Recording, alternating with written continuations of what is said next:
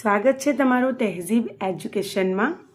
વિદ્યાર્થી મિત્રો, આજે આપણે દ્વિતીય સત્ર માટે વિકાસ મૂલ્યાંકન લક્ષી અસાઇનમેન્ટ ધોરણ 8 માટે જે લેટેસ્ટ 2026ની આવૃત્તિ છે એમાં સામાજિકમાં પ્રશ્ન 1નું સંપૂર્ણ સોલ્યુશન જોવાના છે। વિદ્યાર્થી મિત્રો, તમને આપણી ચેનલ પર બધા જ વિષયનું સોલ્યુશન ટૂંક સમયમાં મળી રહેશે। વિજ્ઞાન વિષયનું સોલ્યુશન પણ આપણે સ્ટાર્ટ કરી દીધેલું છે અને મેથ્સનું પણ। તો વિદ્યાર્થી મિત્રો, આવા ઉપયોગી વિડીયો મેળવવા માટે ચેનલને જરૂરથી સબસ્ક્રાઈબ કરી લેજો। વિડીયો ગમે તો લાઇક કરજો અને તમારા ફ્રેન્ડ્સ સાથે પણ શેર કરજો। તો ચાલો આપણે સોલ્યુશન જોઈ લઈએ। સૌથી પહેલાં આપણે જે પ્રશ્નનું પરિરૂપ છે તે જોઈશું।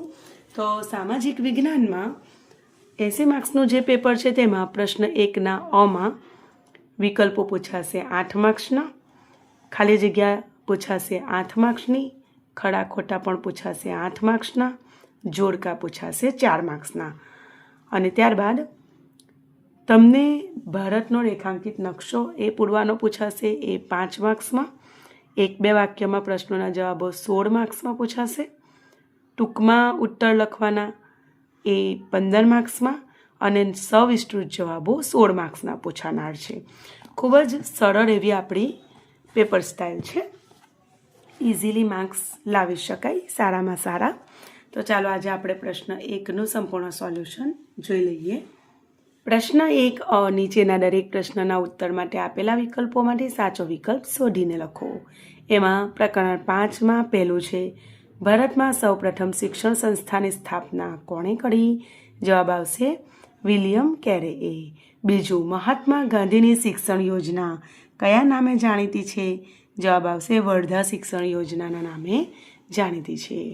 ત્રીજું, ગુજરાતના મહાન સમાજ સુધારકોમાં નીચેનામાંથી કોનો સમાવેશ કરી શકાય નહીં? જવાબ આવશે ડી.કે. કડવેનો। ચોથું, સ્વામી વિવેકાનંદે યુએસએના કયા શહેરમાં ભરાયેલા સર્વધર્મ સંમેલનની વિશ્વધર્મ પરિષદમાં ભાગ લીધો હતો? જવાબ આવશે શિકાગોમાં। આગળ પ્રકરણ 6નું જોઈ લઈએ। તેમાં પહેલું છે, લોર્ડ કર્ઝને કયા પ્રદેશના 2 ભાગલા પાડ્યા હતા? જવાબ આવશે બંગાળાના। બીજું, સુભાષચંદ્ર બોઝે કયો રાજકીય પક્ષ સ્થાપ્યો હતો? જવાબ આવશે ફોરવર્ડ બ્લોક। ત્રીજું, ભારતમાં ક્રાંતિકારી પ્રવૃત્તિઓના પ્રથમ પ્રણેતા કોણ હતા? જવાબ આવશે વાસુદેવ બળવંત ફડકે। આગળ ચોથું, હિન્દી રાષ્ટ્રીય મહાસભાના પ્રથમ અધિવેશનના પ્રમુખ કોણ હતા? જવાબ આવશે વ્યોમેશચંદ્ર બેનર્જી। આગળ જોઈ લઈશું પ્રકરણ 7માંથી। એમાં પહેલું છે, દ્રશ્ય કલામાં કઈ 2 કલાઓનો સમાવેશ થાય છે? જવાબ આવશે ચિત્ર અને શિલ્પ। બીજું, કયા મુગલ બાદશાહે ચિત્રશાળાની સ્થાપના કરી હતી? જવાબ આવશે જહાંગીરે। ત્રીજું, ભારતના કયા કલાકારના ચિત્રો વાસ્તવદર્શી હતા? જવાબ આવશે રાજા રવિ વર્માના। ચોથું, કઈ ચિત્ર શૈલીના કેન્દ્રમાં કૃષ્ણ ભક્તિ, રાસલીલા વગેરે વિષયો રહેલા છે? જવાબ આવશે રાજપૂત શૈલીના। પ્રકરણ 8ના વૈકલ્પિક પ્રશ્નો જોઈ લઈએ। એમાં પહેલું છે, આરજી હુકુમતની સ્થાપના કોણે કરી હતી? જવાબ આવશે જૂનાગઢના નાગરિકોએ। બીજું, કયા દિવસને વિશ્વ યોગ દિન તરીકે ઉજવવામાં આવે છે? જવાબ આવશે 21મી જૂનના દિવસને। ત્રીજું, ઈસવીસન 2014માં આંધ્રપ્રદેશમાંથી કયું અલગ રાજ્ય બન્યું? જવાબ આવશે તેલંગાણા। ચોથું, પંચવર્ષીય યોજનાઓને કારણે દેશમાં કૃષિ ક્ષેત્રે કઈ ક્રાંતિ સર્જાઈ છે? જવાબ આવશે હળિયાળી ક્રાંતિ। ચેપ્ટર 12માંથી જોઈ લઈએ। એમાં પહેલું છે, નીચેનામાંથી વિકસતો ઉદ્યોગ કયો છે? જવાબ આવશે માહિતી ટેકનોલોજી ઉદ્યોગ। આગળ જોઈશું બીજું, સિલિકોન વેલી કયા નામે ક્યાં આવેલી છે? તો જવાબ આવશે કેલિફોર્નિયામાં। ત્રીજું, ભારતમાં કયું સ્થળ માહિતી તકનીકી ઉદ્યોગની મુખ્ય ધરી બન્યું છે? જવાબ આવશે બેંગલુરુ।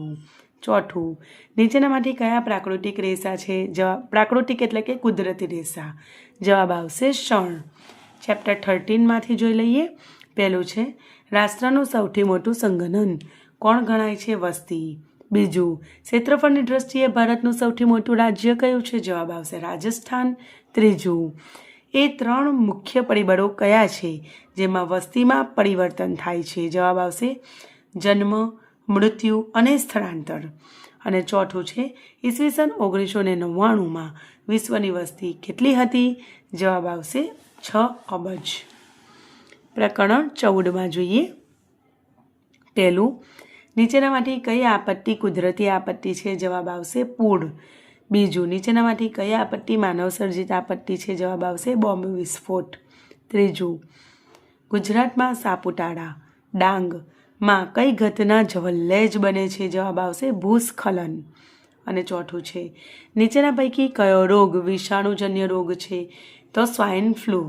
કોરોના વખત આપણે એના વિશે ઘણું જાણ્યું. પ્રકરણ 17, જિલ્લા અદાલતના ન્યાયાધીશની નિમણૂક કોણ કરે છે? જવાબ આવશે રાજ્યપાલ. આગળ જોઈ લઈશું. બીજું છે સામાન્ય રીતે દરેક રાજ્યમાં કેટલી વડી અદાલતો હોય છે? જવાબ આવશે 1. ભારતના બંધારણમાં કોની સ્વાયત્તતાનું રક્ષણ કરવામાં આવ્યું છે?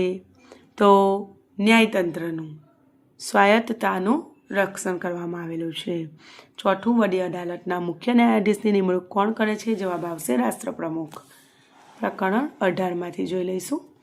એમાં પહેલું છે નીચેના પૈકી કયો વિકલ્પ ન્યાય સાથે સંબંધિત નથી?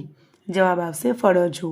બીજું, દર વર્ષે કયા દિવસને માનવ અધિકાર દિન તરીકે ઉજવવામાં આવે છે? જવાબ આવશે 10 ડિસેમ્બરના દિવસને. ત્રીજું, માનવ અધિકારોની ઘોષણા કોણે કરી હતી અથવા કરી છે? તો સંયુક્ત રાષ્ટ્રોએ કરી છે. 19મા પ્રકરણમાંથી જોઈ લઈએ. તો પહેલું છે આપણા દેશે કઈ શાસન પદ્ધતિ અપનાવી છે? તો લોકશાહી શાસન પદ્ધતિ અપનાવેલ છે. બીજું, કારમાં બેઠેલ વ્યક્તિ જો સીટ બેલ્ટ બાંધે તો અકસ્માત વખતે મૃત્યુની સંભાવના કેટલા ટકા ઘટે છે? તો 60%થી પણ વધારે ઘટી જાય. એટલે સીટ બેલ્ટ બાંધવો જ જોઈએ. ઓકે. ત્રીજું, નાણાકીય વ્યવસ્થા શાના વિના શક્ય ન બને? જવાબ છે રોજગારી વિના શક્ય બનતી નથી. તો વિદ્યાર્થી મિત્રો, આ છે વૈકલ્પિક પ્રકારના પ્રશ્નો. હવે આપણે જોઈશું પ્રશ્ન 1નો બ. એ છે ખાલી જગ્યા. એ પણ 8 માર્ક્સમાં પૂછાનાર છે અને ખૂબ જ સરળ પણ છે. ઇઝીલી માર્ક્સ કવર કરી શકાય. પ્રકરણ 5માં પહેલી છે ઈસવીસન 1902માં સ્વામી શ્રદ્ધાનંદે ખાલી જગ્યા ગુરુકુળની સ્થાપના કરી હતી? જવાબ આવશે કાંગડી. આગળ જોઈશું. ઓકે. બીજું એમાં છે સ્વામી વિવેકાનંદનું મૂળ નામ ખાલી જગ્યા હતું? તો નરેન્દ્રનાથ દત્ત હતું એમનું મૂળ નામ. ત્રીજું, મહાત્મા ગાંધીએ ખાલી જગ્યાના કલંકને નાબૂદ કરવા ખૂબ પાયાનો વિચાર કર્યો હતો? તો અસ્પૃશ્યતાના. ચોથું, ભારતમાં ઈસવીસન 1922માં ખાલી જગ્યા યુનિવર્સિટીની સ્થાપના કરવામાં આવી? તો જવાબ આવશે શાંતિ નિકેતન વિશ્વ ભારતી. નીચે અહીંયા આન્સર પણ આપેલો છે. હવે આપણે પ્રકરણ 6નું જોઈ લઈએ. તો એમાં પહેલું છે, જો બધાના આન્સર નીચે આપેલા છે. પહેલું છે રાષ્ટ્રવાદના વિકાસમાં ખાલી જગ્યાનો ફાળો અવિસ્મરણીય હતો? તો જવાબ આવશે વર્તમાનપત્રો. બીજું, માનગઢ હત્યાકાંડ ખાલી જગ્યાના બલિદાનની ગૌરવશાળી ઘટના ગણવામાં આવે છે? જવાબ આવશે આદિવાસીઓ. ત્રીજું, પ્રથમ વ્યક્તિગત સત્યાગ્રહી તરીકે ખાલી જગ્યાની પસંદગી કરવામાં આવી? જવાબ આવશે વિનોબા ભાવે. ચોથું, ઈસવીસન 1946માં મુંબઈમાં ખાલી જગ્યાના સૈનિકોએ બળવો કર્યો હતો? જવાબ આવશે નૈકા સેનાના સૈનિકો. પ્રકરણ 7નું જોઈ લઈએ. એમાં પહેલું છે કલા એ માનવીની ખાલી જગ્યાનું માધ્યમ છે અભિવ્યક્તિ? બીજું, ખાલી જગ્યા આંદોલનને કારણે પણ ભારતમાં ચિત્રકલાનો નોંધપાત્ર વિકાસ થયો હતો? જવાબ આવશે ભક્તિ. ત્રીજું, ભારતમાં આવેલા ખાલી જગ્યા સમ્રાટો ચિત્રકલાના ખૂબ પ્રેમી હતા? મુઘલ સમ્રાટો. ચોથું, કવિવર રવિન્દ્રનાથ ટાગોરને તેમના ખાલી જગ્યા મહાકાવ્ય માટે નોબેલ પારિતોષિક મળ્યું હતું? જવાબ આવશે ગીતાંજલિ. પ્રકરણ 8માંથી જોઈ લઈએ. એમાં પહેલું છે હિંદના વિભાજન માટે બ્રિટિશ પાર્લામેન્ટ ખાલી જગ્યા ધારો પસાર કર્યો હતો? જવાબ આવશે હિંદ સ્વતંત્ર્ય. બીજું છે મદ્રાસ રાજ્યમાં ખાલી જગ્યા ભાષી લોકોએ આંધ્રપ્રદેશની માંગણી માટે આંદોલન કર્યું હતું? જવાબ આવશે તેલુગુ. ત્રીજું, રાજ્ય પુનઃ રચના પંચના અધ્યક્ષ ખાલી જગ્યા હતા? જવાબ આવશે ડૉક્ટર ફઝલ અલી. અને ચોથું છે, હાલ આયોજન પંચ ખાલી જગ્યા તરીકે ઓળખાય છે? જવાબ આવશે નીતિ આયોગ તરીકે ઓળખાય છે. પ્રકરણ 12માં જોઈ લઈએ. એમાં પહેલું છે, વનસ્પતિ તેલ ઉદ્યોગ ખાલી જગ્યા આધારિત ઉદ્યોગ છે? જવાબ આવશે કૃષિ. બીજું, ભારતમાં ઉત્તમ ગુણવત્તાવાળા ખાલી જગ્યા કાપડનું ઉત્પાદન કરવાની ગૌરવપૂર્ણ પરંપરા છે? સુતરાઉ કાપડ. ત્રીજું, ખાલી જગ્યા એ જાપાનનું કાપડ ઉદ્યોગનું એક મહત્વનું શહેર છે? તો ઓસાકા. ચોથું, પોલાદ મુખ્યત્વે આધુનિક ઉદ્યોગની ખાલી જગ્યા કહેવાય છે? કરોડરજ્જુ કહેવાય છે. આગળ જોઈ લઈએ પ્રકરણ 13માંથી. એમાં પહેલું છે, બધા સંસાધનોમાં ખાલી જગ્યા સંસાધન અંતિમ સંસાધન છે? તો જવાબ આવશે માનવ સંસાધન. બીજું છે, વિશ્વમાં વસ્તીની દ્રષ્ટિએ ભારત ખાલી જગ્યા ક્રમે છે? તો બીજા ક્રમે છે, દ્વિતીય ક્રમે. ત્રીજું, ભારતમાં દર 1000 પુરુષોએ સ્ત્રીઓની સૌથી ઓછી સંખ્યા ધરાવતો કેન્દ્ર શાસિત પ્રદેશ દમણ અને દીવ છે. ઓકે.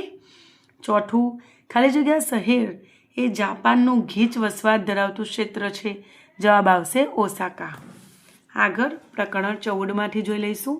એમાં પહેલું છે, ખાલી જગ્યા આપત્તિ વ્યાપક ક્ષેત્રમાં જાનમાલને ભારે નુકસાન પહોંચાડે છે? જવાબ આવશે કુદરતી.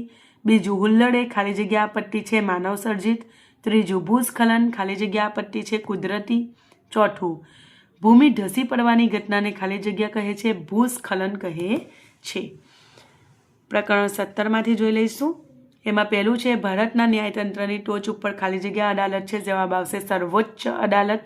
બીજું, ગુજરાત રાજ્યની વડી અદાલત ખાલી જગ્યા શહેરમાં છે? અમદાવાદમાં. ત્રીજું, ન્યાયની દેવી એ પોતાના હાથમાં ખાલી જગ્યા અને ખાલી જગ્યા ધારણ કરેલ છે? તો ત્રાજવું અને તલવાર ધારણ કરેલ છે. ચોથું, વડી અદાલતના ચુકાદા માટે ચુકાદા સામે ખાલી જગ્યા અદાલતમાં અપીલ કરી શકાય છે? તો સર્વોચ્ચ અદાલતમાં અપીલ કરી શકાય. આગળ જોઈ લઈએ ચેપ્ટર 18માંથી. એમાં પહેલું છે, આજે ભારતીય સમાજ ખાલી જગ્યા સમાજમાંથી આધુનિક સમાજ તરફ ઝડપથી ગતિ કરી રહ્યો છે? તો પરંપરાગત. બીજું, સામાજિક ન્યાય એ શબ્દપ્રયોગમાં ખાલી જગ્યા શબ્દ સમાજમાં રહેનારા બધા લોકોના સંદર્ભે વપરાય છે? જવાબ આવશે સામાજિક. ત્રીજું, સામાજિક ન્યાયનો હેતુ સમાજની ખાલી જગ્યા કરવાનો છે? તો નવરચના કરવાનો છે. પ્રકરણ 19માંથી જોઈ લઈશું. તો ભારતે ખાલી જગ્યા બનવાનો સંકલ્પ કર્યો છે? તો કલ્યાણ રાજ્ય. બીજું, ભારતના ખાલી જગ્યા જનજીવનની તાસીર સમા છે? જવાબ આવશે ગામડા. ત્રીજું, ખાલી જગ્યાની ભૂમિકા માનવ જીવનના અનેક ક્ષેત્રને સ્પર્શે છે? તો સરકારની ભૂમિકા. વિદ્યાર્થી મિત્રો, પ્રશ્ન 1 અહીં પૂરો થાય છે. નેક્સ્ટ વિડીયોમાં આપણે પ્રશ્ન 2નું સોલ્યુશન જોઈશું. વિડીયો તમને ઉપયોગી લાગે તો લાઇક કરી અને ચેનલને સબસ્ક્રાઈબ કરવાનું બિલકુલ ના ભૂલતા. ત્યાં સુધી બેસ્ટ ઓફ લક. એક્ઝામની તૈયારી શરૂ કરી દેજો. આવજો, ફરી મળીશું.